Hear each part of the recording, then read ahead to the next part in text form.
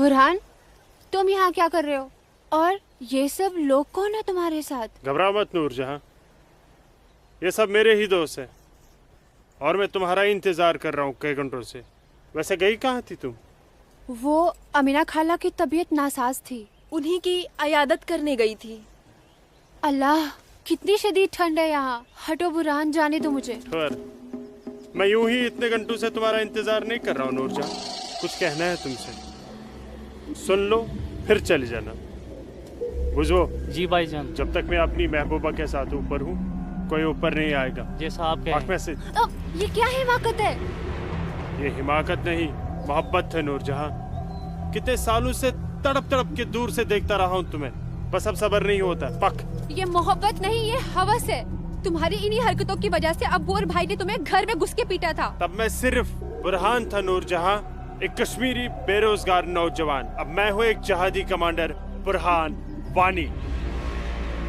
तुम जहादी बन गए? सुमाचुक पागल को। हाँ पागल हो गया हूँ तुम्हारे इश्क में, दीवानों की तरह दर दर भटक रहा था तुम्हारे पीछे पीछे।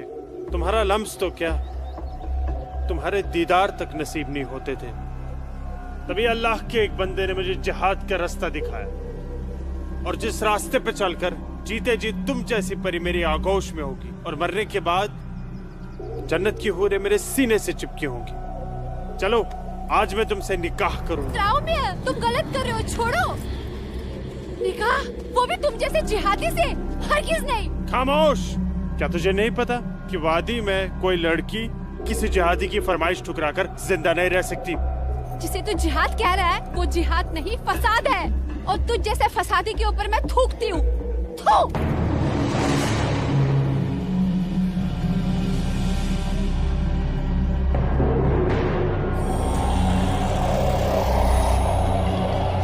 कि तूने मेरे मुंह पर नहीं अपने सुनहरे मुस्तकबिल पर थूका बदबख्त। अरे चाहता था मैं तुझे अपनी शरीक हयात बना रहा था, लेकिन अब तू मेरे बिस्तर की जीनत बनेगी।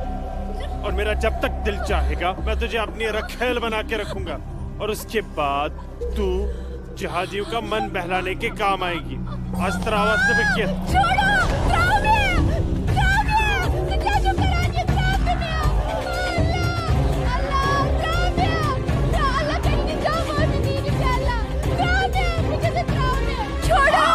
मेरे मुंह पे थूका था।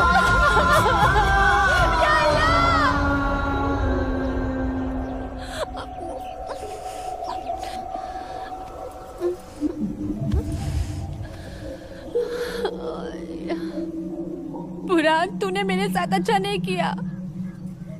इसका अंजाम तू जरूर भुगतेगा।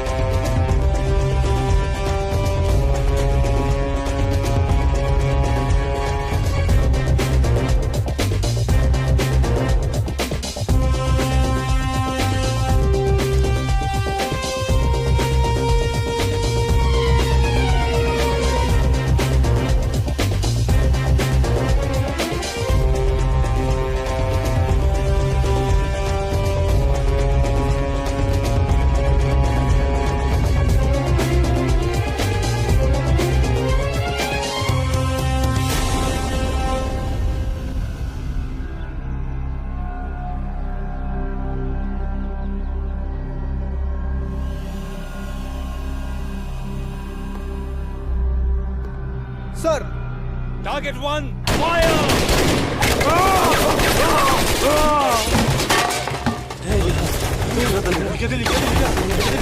ये गोली की आवाज।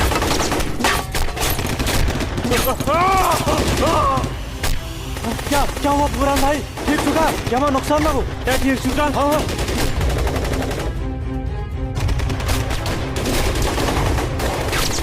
या अल्लाह! अपना असला उठाओ और तैयारी करो। हाँ जी भाईजान। न्यून बंदूक दियो। चलो समझ गए। पक्को ब्रो।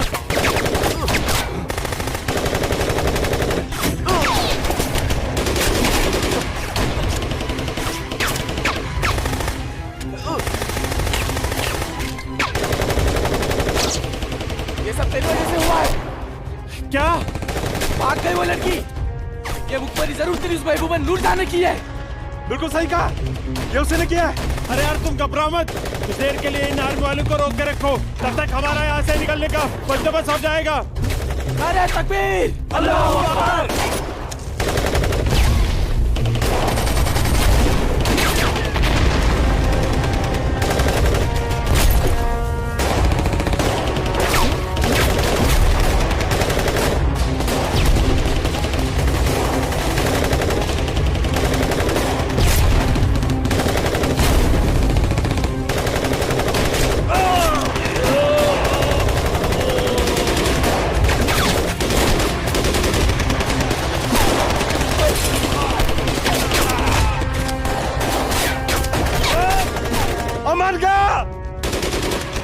महल बुलाता हूँ, तुम मेरी जगह संभालो।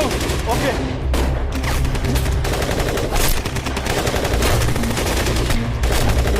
अस्सलाम वालेकुम वरहमतुल्लाह। अस्सलाम वालेकुम वरहमतुल्लाह। बोलो बुरान। जनाब, आर्मी ने हमें चारों तरफ से घेर लिया और हमारा एक जहाज भी मारा गया है। मैंने तो तुम्हें और तुम्हारे साथियों को एक नई और महफूज जगह रखा था, तो फिर ये आर्मी को कैसे पता चला? जनाब, अभी इन बातों का करने का वक्त नहीं है, हमारे यहाँ से निकलने का बंदोबस्त कर दो। ठीक है, करता हूँ मैं कुछ। तुम घबराओ मत, अल्लाह तुम्हारे साथ है। जब तक लोग मदद के लिए नहीं आ जाते, तब तक तुम आर्मी को रोक के रखो। जी जनाब। खलफारी अशरफ। अस्सलाम वालेकुम जनाब। सलाम छोड़ो और काम की बात सुनो। अपने सारे लड़कों तक ये पैगाम पहुंचा दो कि वो बमदोरा कोकरनाग पहुंच जाए। वहाँ पे हमारे 6 जिहादी फंसे हुए हैं। ठीक है जनाब, आप समझिए लड़के पहुंच गए। लेकिन ये आर्मी को कैसे पता चला? ये इंडियन आर्मी भी ना सूंघ ही लेती है।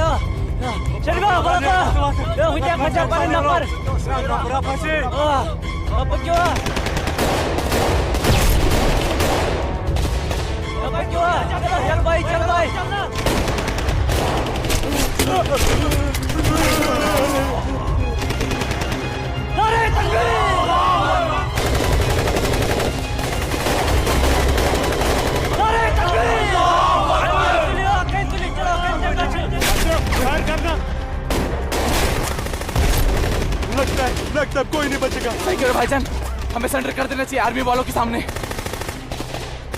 कैसे बेवकूफों जैसी बातें कर रहे हो? चुप रहो। अबे चुप। अरे वो वक्त नहीं है जब आर्मी वालों के सामने सरेंडर कर दिया करते थे और वो पकड़ कर जेल में डाल दिया करते थे। अब मोदी सरकार है, मोदी सरकार में सरेंडर करने जाएंगे तो हाथ उठाते ही फौजी यहाँ सीने में गोली मार देंगे। छोटे छोटे छोटे छोटे पोजीशन ले अशरफ। हरामजादे, ये सब तेरी वजह से हुआ है। हारा, तूने हम सबको बेवकूफ बनाकर जिहादी बना दिया। नारे तकबीर, अल्लाहू अकबर, नारे तकबीर, अल्लाहू अकबर। क्या कहता था तू? जिहादी बनकर हम घाटी पर राज करेंगे, हमारे पास दौलत होगी, हर एक इंसान हमसे खौफ खाएगा, घाटी की हर एक खूबसूरत लड़की पर हमारा हक होगा। अरे 3 महीने हुए हैं जिहादी बने हुए, और देख देख आज मौत हमारे सामने खड़ी है।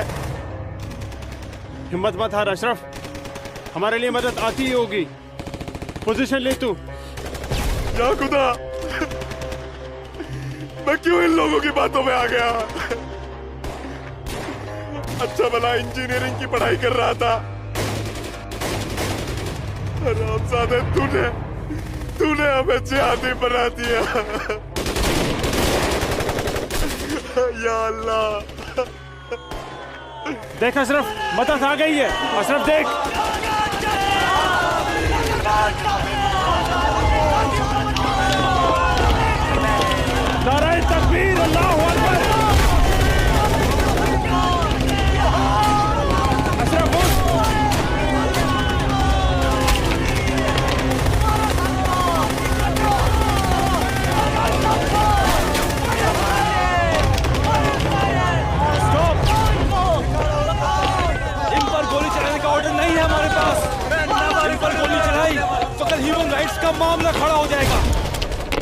अशरफ नीचे बैठ।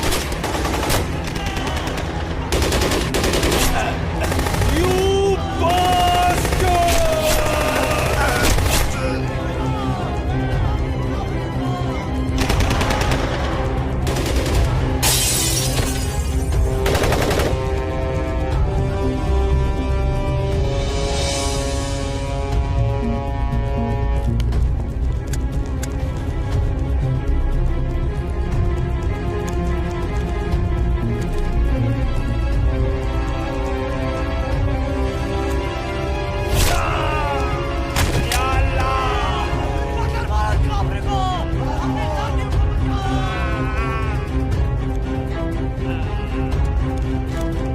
या अल्लाह मदद!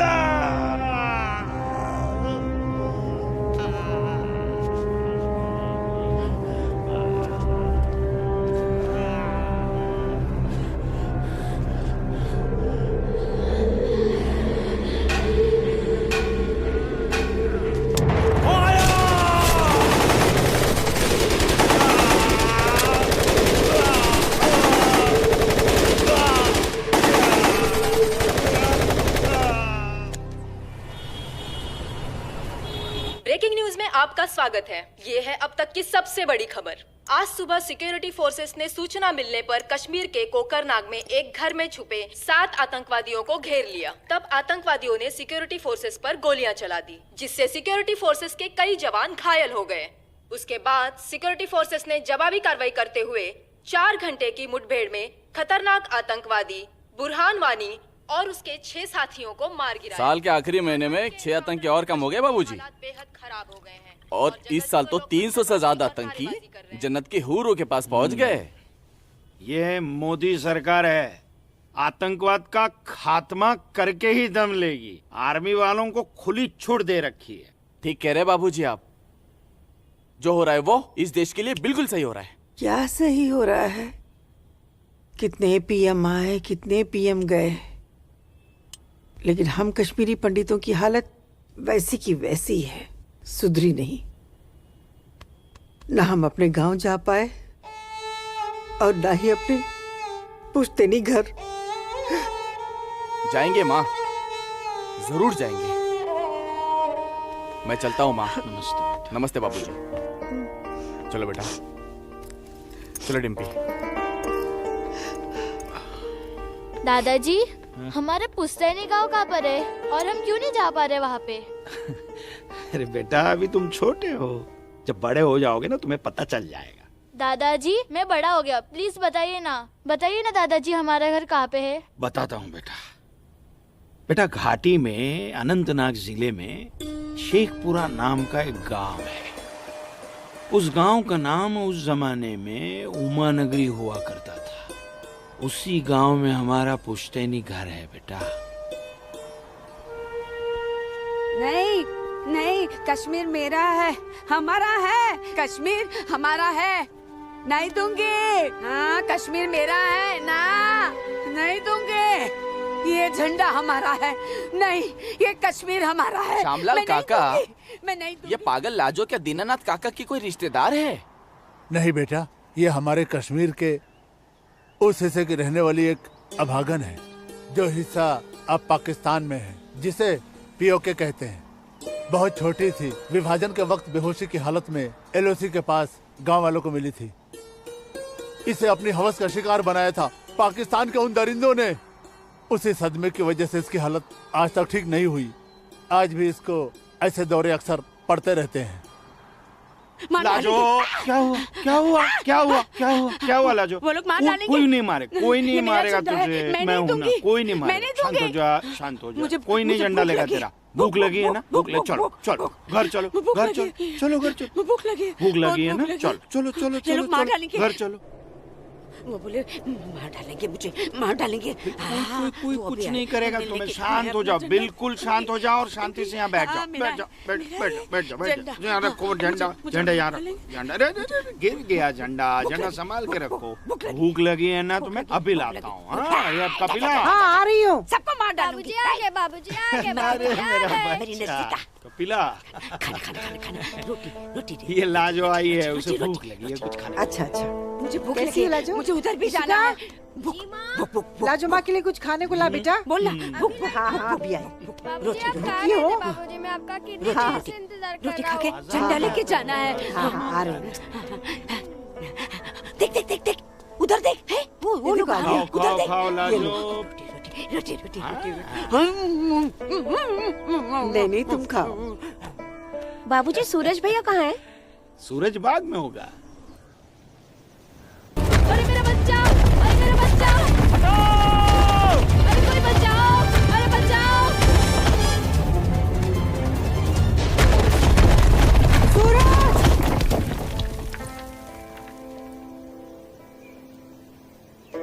अरे मेरा बच्चा!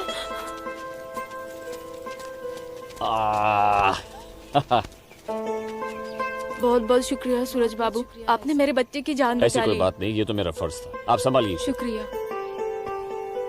और ख्याल रखिए इसका। सूरज, तुम ठीक तो हो? तुम्हें कहीं लगी तो यहाँ नहीं? लगी। कहाँ? हाँ? यहाँ भी। क्या सूरज और तुमने? यहाँ तो बहुत जोर से लगी। आसमा आज क्या बहाना बना के आई? बस ऐसे ही हमेशा की नमाज तरह की अखरोट तोड़ने का पाबंदी बहाना। बहुत जरूरी है। अच्छा सुनो, आगे से हमें बतौर खास फजर की नमाज, समझे ना? भाईजान, तुम जाओ, मैं आता हूँ। हाँ। इसलिए मौलवी साहब की बात हमेशा सुना करो।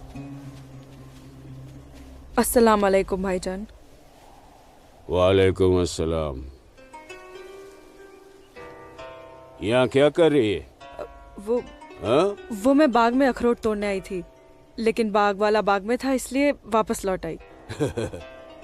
फिक्र मत कर, बहुत जल्द ये बाग अपना होने वाला है। भाईजान, दिन में ही ख्वाब देखने लगे आप? तू इसे ख्वाब ही समझ, लेकिन ये ख्वाब बहुत जल्द पूरा होगा, तू देखना। अब चल, घर चल, अम्मी इंतजार कर रही होंगी।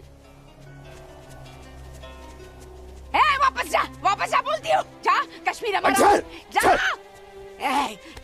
चल जा दाढ़ी नोच लूंगी मारूंगा एक भाईजान, भाईजान, चलो निकल जाओ नहीं तुम लोग भाईजान। यहाँ से चलो दूंगा तेरे। नोच लूंगी तेरी दाढ़ी औरत है भाईजान, ऊपर से पागल है। तो जाने दीजिए बेचारी को। हमारा है चलिए भाईजान, हमारा है कश्मीर घर मेरा है चलिए। कश्मीर समझ गए अब तो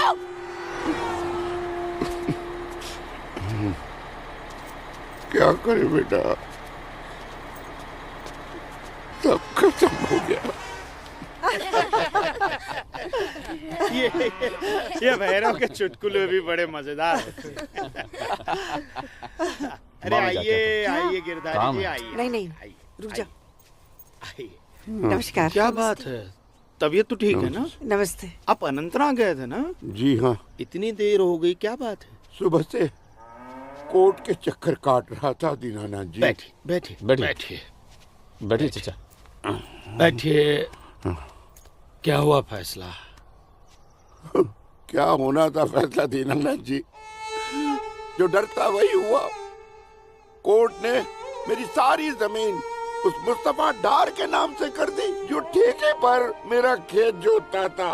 कुछ नहीं बचा। अब ना तो वो जमीन हमारी रही चाचा जी, और न ही उस जमीन का मुआवजा हमें मिलेगा। क्या करें अब हम? क्या कहूँ, कुछ नहीं कर सकते बेटा।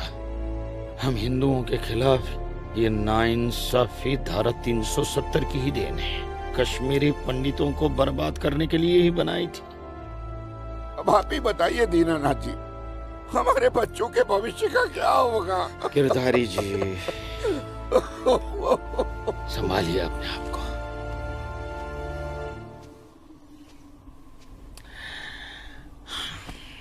काका, ये धारा 370 क्या है? धारा 370 क्या है, ये जानने के लिए 42 साल पीछे जाना होगा बेटा। अंग्रेजों ने टू नेशन थियरी के तहत हिंदुस्तान के दो टुकड़े कर दिए, एक हिंदुस्तान और पाकिस्तान।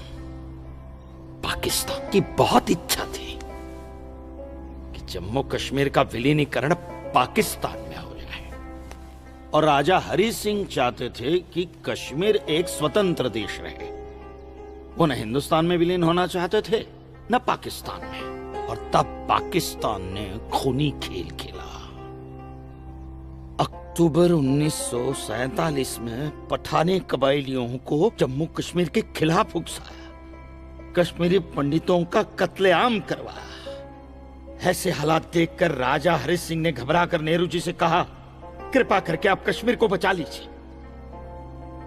मैं ऐसे हालात में चाहता हूं कि कश्मीर का विलीनीकरण भारत में ही हो जाए, सेना भेजिए। लेकिन जब तक भारतीय सेना कश्मीर पहुंची बहुत देर हो चुकी थी। न जाने कितने कश्मीरी पंडितों का कत्लेआम हो चुका था।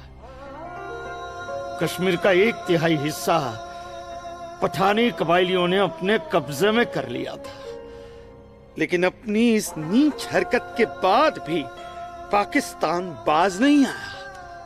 पठानी कबायलियों और भारतीय सेना के बीच युद्ध जारी रखा पाकिस्तान ने। संयुक्त राष्ट्र सुरक्षा परिषद के 3 सदस्य आयोग की रिपोर्ट पर 13 अगस्त 1948 को पठानी कबायलियों और भारतीय सेना के बीच युद्ध विराम घोषित हुआ और यह तय किया गया कि कश्मीर समस्या का हल जनमत के आधार पर ही होगा। सितंबर 1951 में मताधिकार के बाद एक बार फिर जम्मू कश्मीर के भारत में विलय की पुष्टि की गई, मगर इसी दौरान शेख अब्दुल्ला ने अपने हाथों से धारा 370 का ड्राफ्ट तैयार किया और नेहरू जी को सौंपा।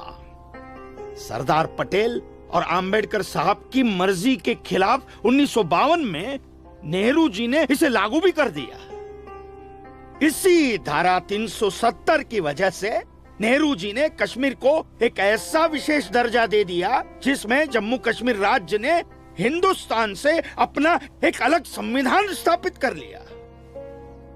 इसी धारा 370 की वजह से हमारे हिंदुस्तान का राष्ट्र ध्वज अलग है और कश्मीर का भी ध्वज अलग।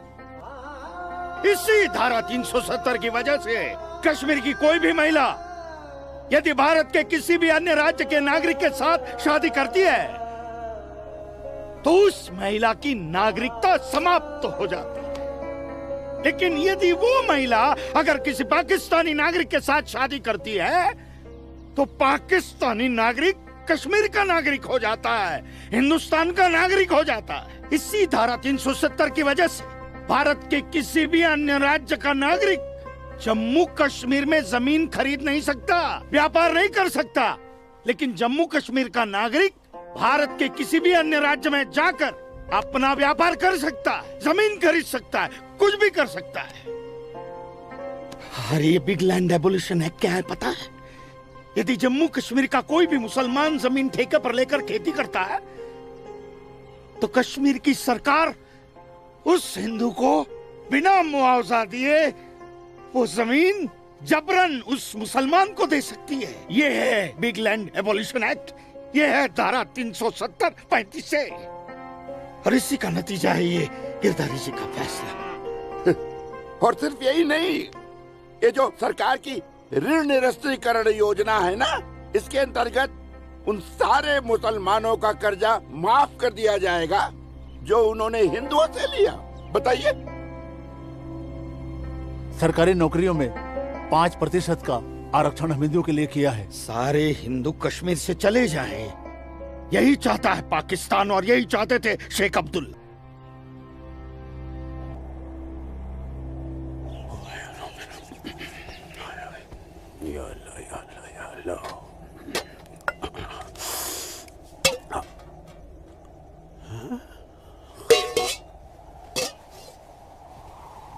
खाली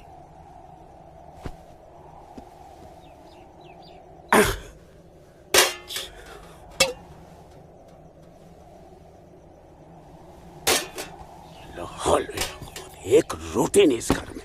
अल्लाह ताला सब ठीक कर देगा। अम्मी, घर में रोटी है कि नहीं? घर के हालात देख रहा है तू? खाने वाले इतने सारे और कमाने वाले ये अकेले तेरे अब्बू। रोटी है कि नहीं? ए जब्बार, कितनी आसानी से पूछता है ना अपनी अम्मी से रोटी है कि नहीं। रोटियां कमाई जाती हैं, न कि डिब्बों में हाथ डालकर